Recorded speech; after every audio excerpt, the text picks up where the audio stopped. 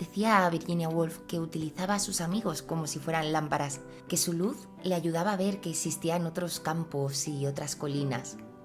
Así, con esta frase de la célebre escritora, comienza un nuevo episodio del podcast del Colegio Balder, un programa en el que hablaremos sobre educación, psicología y muchos otros asuntos de interés para las familias.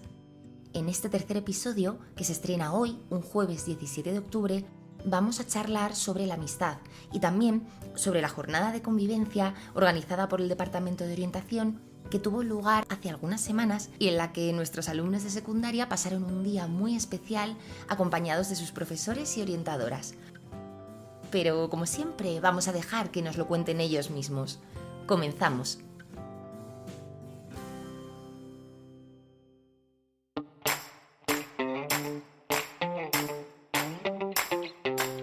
¿Estás escuchando? Estás escuchando el podcast del Colegio Balder, El podcast del Colegio Balder.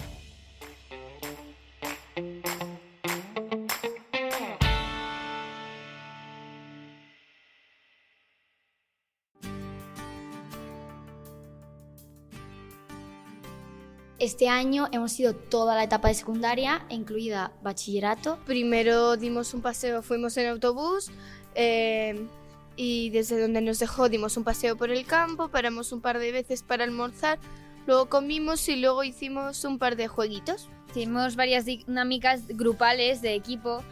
Por ejemplo, nosotros hicimos uno de tener que cruzar en equipo con papeles y no poder tocar el suelo. Creo que lo que fue así muy positivo de los juegos pues fue el trabajar en equipo con el resto de compañeros con los que a lo mejor no nos juntamos tanto en el colegio. Yo creo que esto es bueno pues, para que podamos socializar y ser más extrovertidos, llevarnos mejor con más gente, tener más amigos. Los amigos, las conversaciones, pues en general lo que no sueles ver en un colegio, que lo que sueles ver es los estudios y todo. Yo creo que es bueno para los alumnos nuevos porque también ayudan como a conocer un poco más al grupo. Desde el primer momento nos encargamos todos de integrarles en la excursión. Sí que es verdad que se nota más con más confianza, ¿no? Como que todos estamos más abiertos como para que seamos una piña, no grupos distintos. Con los profes podemos hablar de cosas que no tengan que ver con el colegio, conocerlos mejor personalmente, no solo de exámenes y deberes. Que también está muy bien ver a todos los profesores que no es en el colegio, ver como que su personalidad fuera del colegio. En el autobús todo el mundo empezó a cantar y como que fue muy divertido porque los profesores estaban como animando y diciendo venga, ahora todo el mundo a apuntarse a una extraescolar que han hecho. Yo me he quedado como más cómodo conmigo mismo, he jugado a cosas con gente que no conocía y ahora conozco, socializado con los profesores y las orientadoras y me siento muy bien.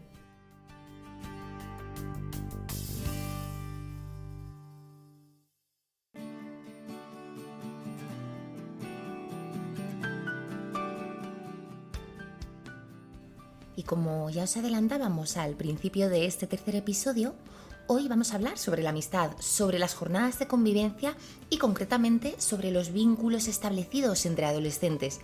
Para ello contamos con Raquel Márquez, quien además de ser la directora del Departamento de Orientación aquí en el Colegio Balder, es psicopedagoga, logopeda y terapeuta familiar sistémica. Buenos días, Raquel, ¿cómo estás? Buenos días, María, muy bien. Muchas gracias por estar aquí con nosotros.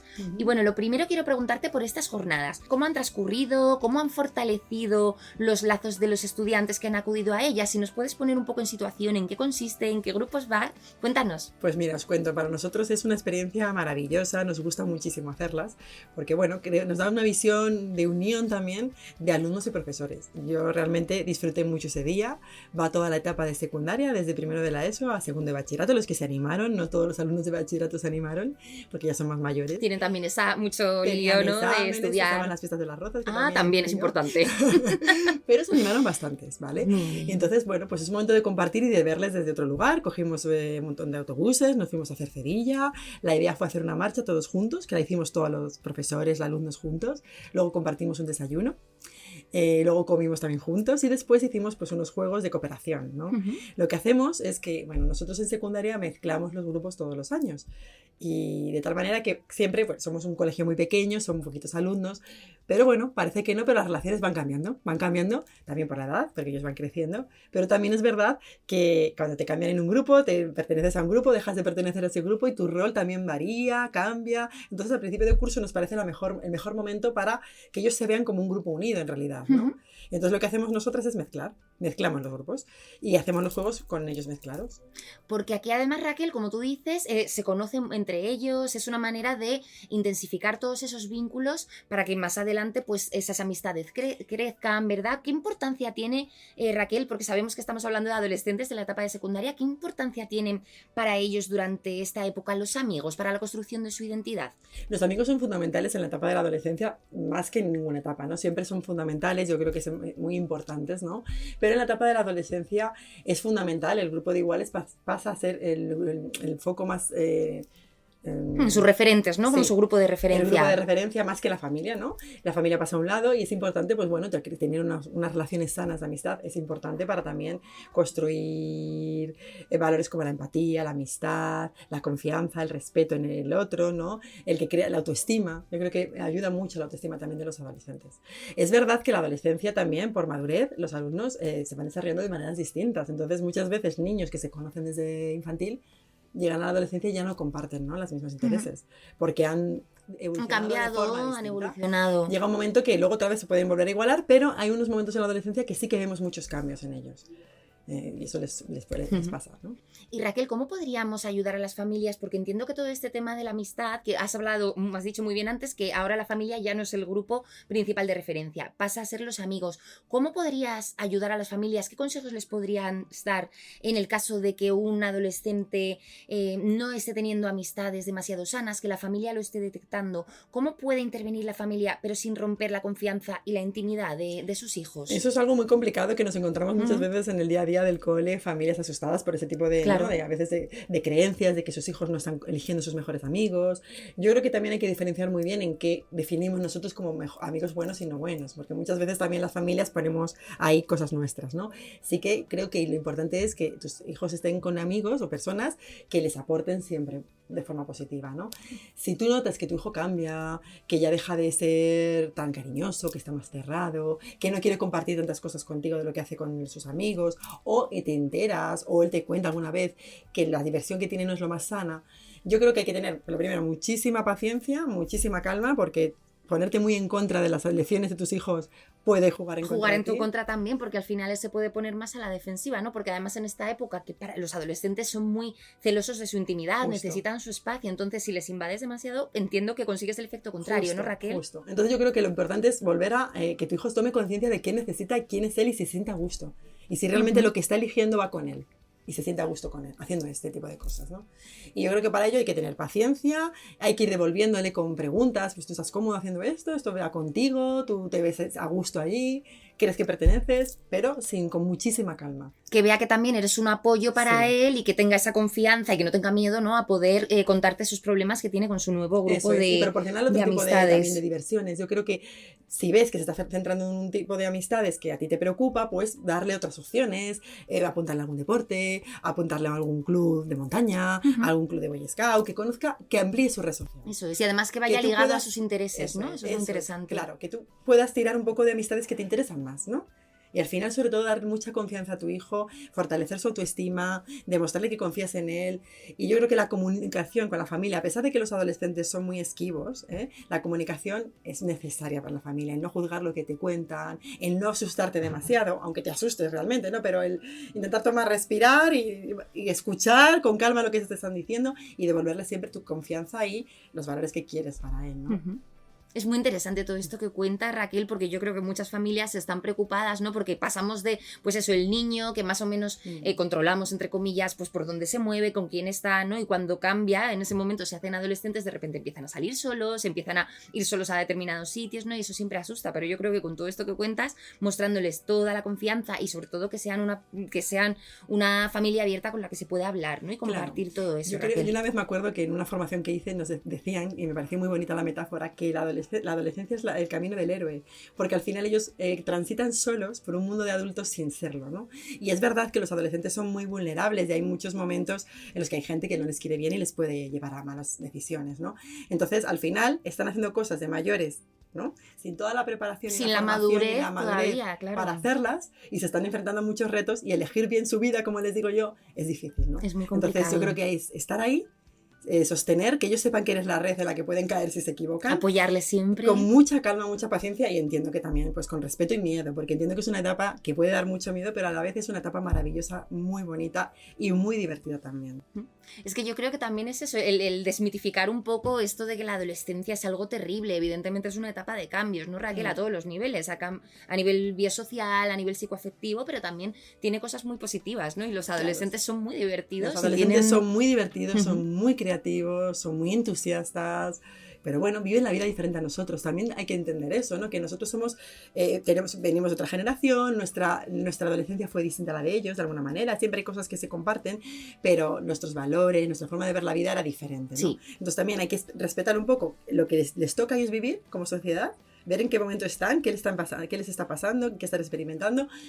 Pero también siempre hay cosas que no cambian, y los valores y el que no se equivoquen, eso, vamos, y además por experiencia nosotros les ganamos, digamos, ¿no? Eso es. Entonces tenemos que ir guiándoles, pero sí respetando también lo que les toca a ellos vivir. Claro. Hablas de lo que les toca vivir ahora, Raquel, y me viene a la cabeza las redes sociales, ¿no? Porque eso yo creo que es uno de los principales cambios que podemos notar desde nuestra época cuando éramos jóvenes a la época que ellos están viviendo.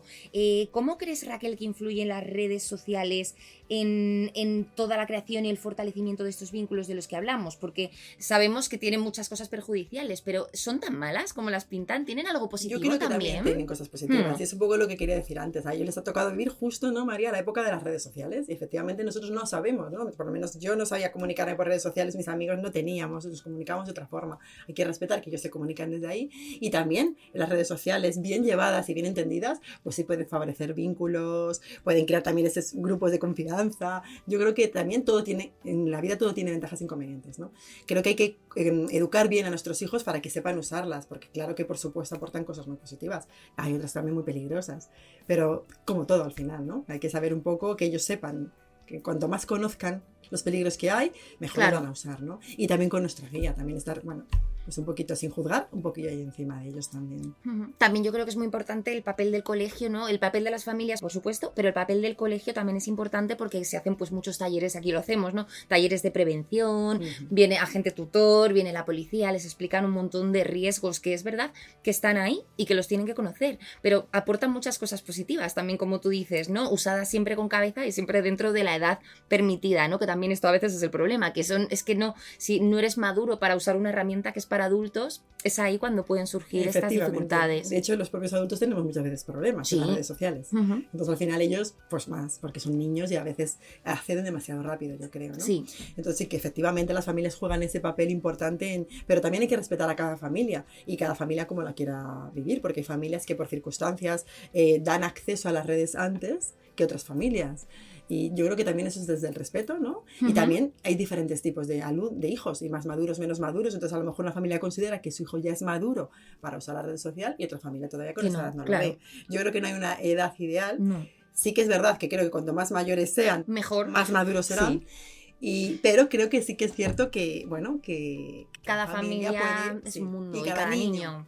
Cada niño también. Eso es, Raquel. Pues con todos estos consejos vamos a cerrar ya esta entrevista. Muchísimas gracias por haber estado con nosotros, Raquel. Muchas gracias a ti, María. La verdad que es un placer poder compartir este rato contigo y, bueno, hablar un poco, ¿no? Dialogar un poco de la adolescencia, de los vínculos de la adolescencia y de las amistades. Que, bueno, que insisto, de verdad que a mí me gusta muchísimo esta edad. Me parece una de las más maravillosas y más difíciles también, de un ser humano, porque al final es una etapa pues, con muchos cambios, muchos miedos.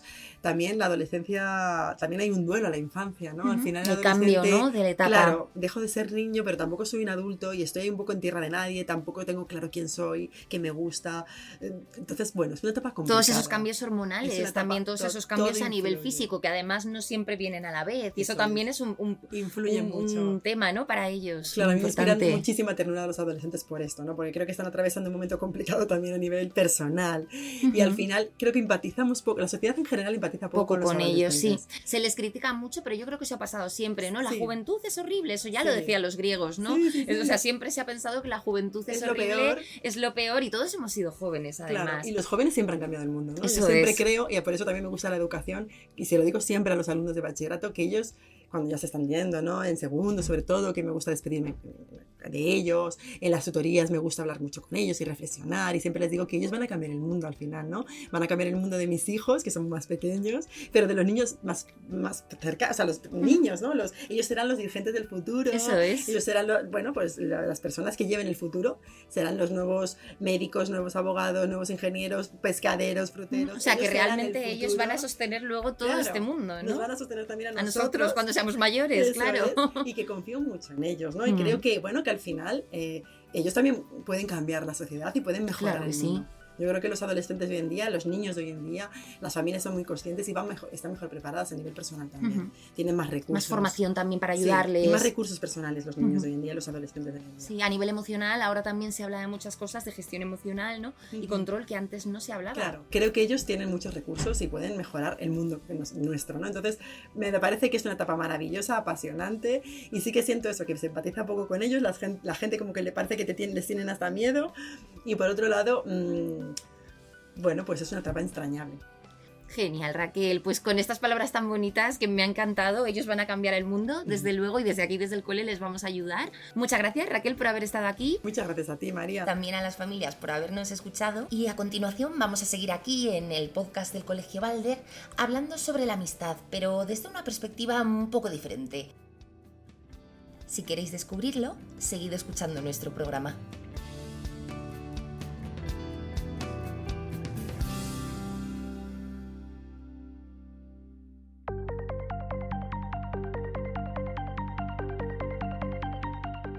Neurotips educativos con Carmen Serrano.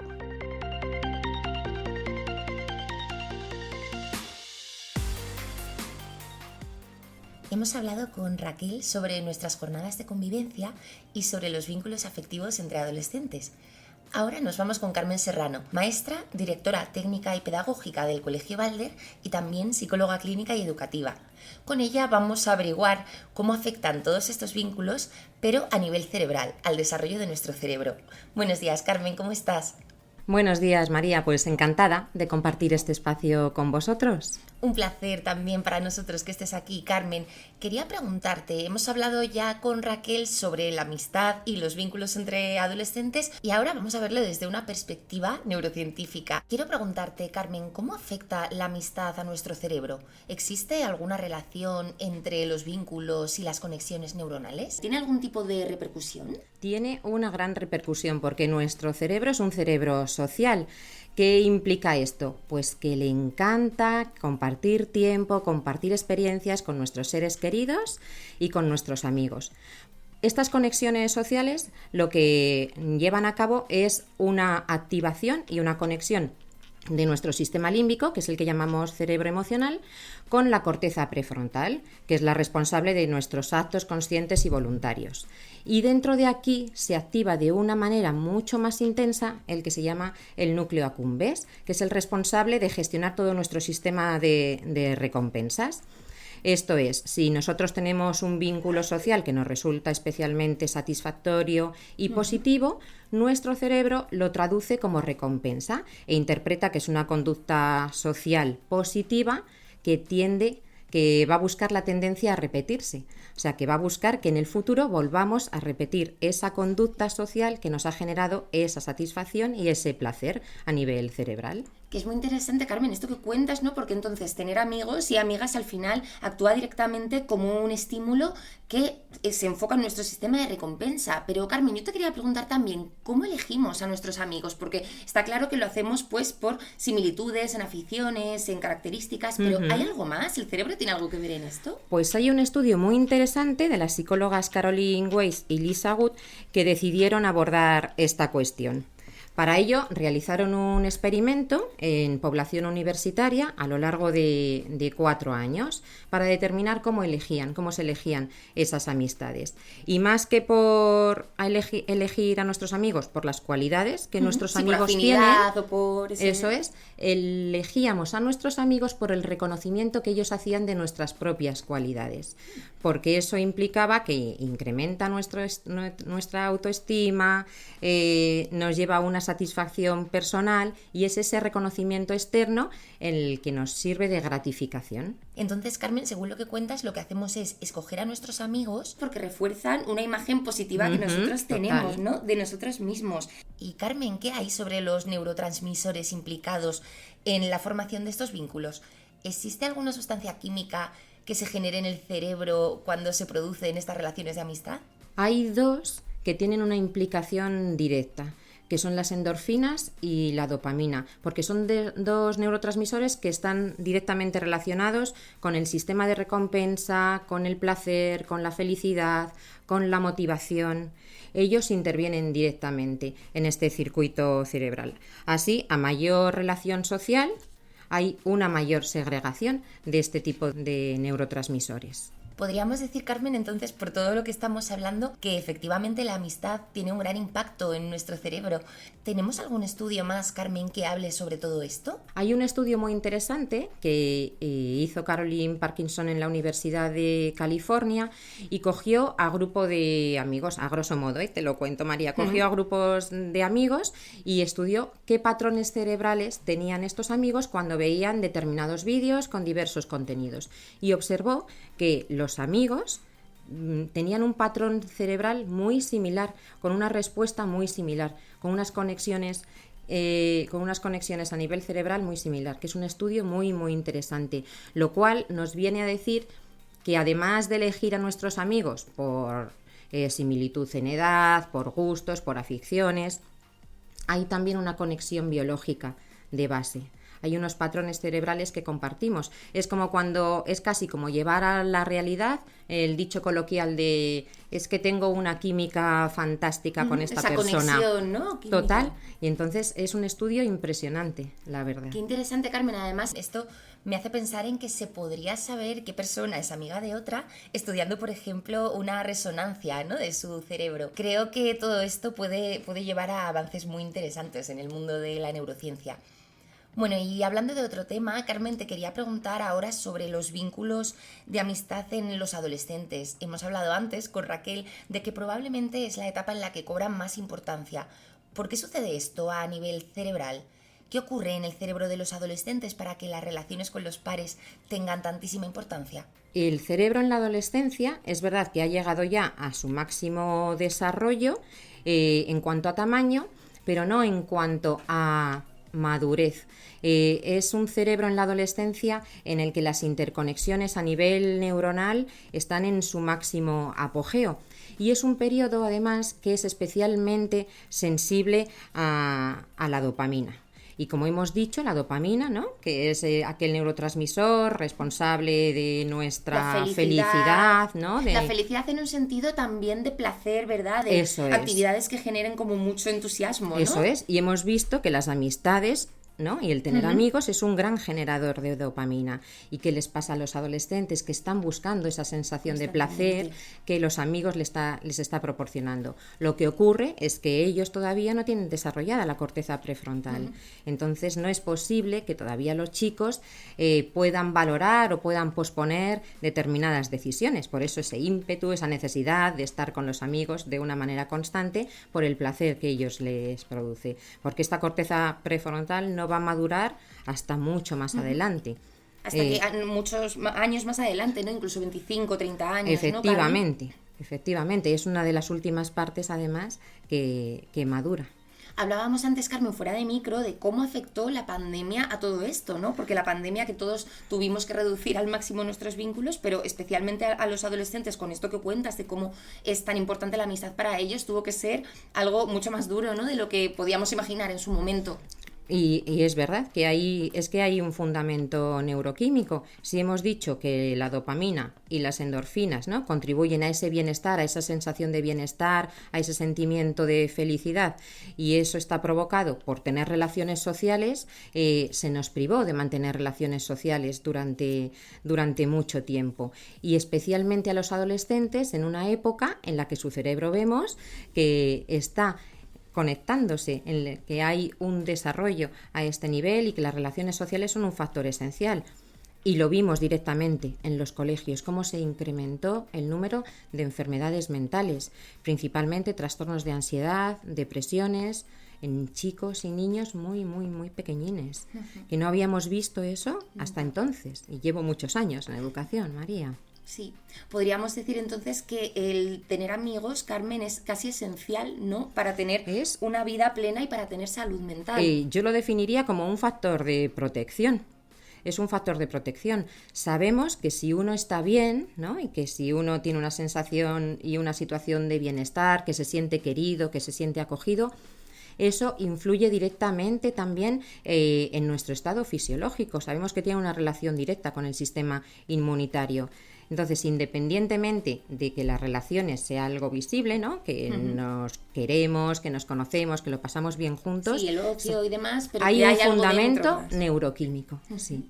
Que la verdad es que es un mundo impresionante a explorar, el tema de la neurociencia, y últimamente nos está dejando datos maravillosos, que el cerebro todavía queda mucho por saber de él, pero es apasionante. Mucho por saber y mucho por sorprendernos también, ¿no, Carmen? Porque al final todos estos hallazgos que vamos encontrando, ¿no?, todas estas investigaciones, al final nos sorprenden y nos ayudan también, porque todo esto, Carmen, al final es lo que tenemos que pensar en la importancia de mantener nuestros vínculos, de cuidarlos, de sobre todo si tenemos hijos adolescentes también, estar pendiente de eso, ¿no?, de que cuiden sus amistades. Sí, y de saber entender también a un adolescente.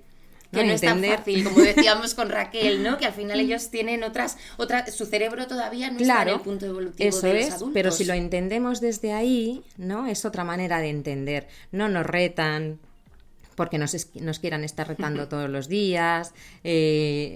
Para ellos, el estar integrados dentro de un grupo es una necesidad, y lo vemos que es una necesidad también a nivel biológico. Necesitan ir segregando también esos niveles de dopamina. Y hemos visto que cuando retiramos los amigos a los adolescentes, hay estudios también interesantes que esa retirada de amigos, esa exclusión social, o cuando un niño no se siente bien a nivel social, provoca reacciones a nivel cerebral, un patrón cerebral muy similar a lo que es sentirse amenazado físicamente o estar en una situación de falta de alimento. Un poco para que nos hagamos una idea del estrés que genera en el cerebro para un niño. Eso es, Carmen.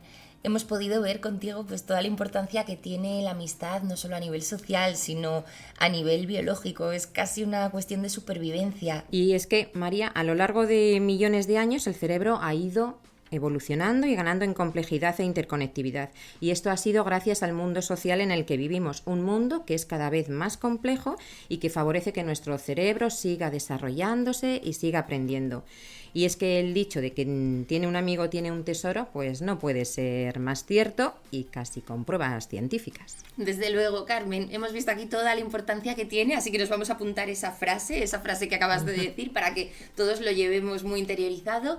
Muchísimas gracias, Carmen, por estar aquí. Ha sido muy interesante todo lo que has contado, y esperamos que les haya servido también de interés y de ayuda a todas las familias que nos escuchan. Bueno, muchas gracias, María, por invitarme. Nos escuchamos en el próximo Neurotip y nos despedimos ya aquí hasta el próximo programa del podcast del Colegio Balder. Hasta entonces.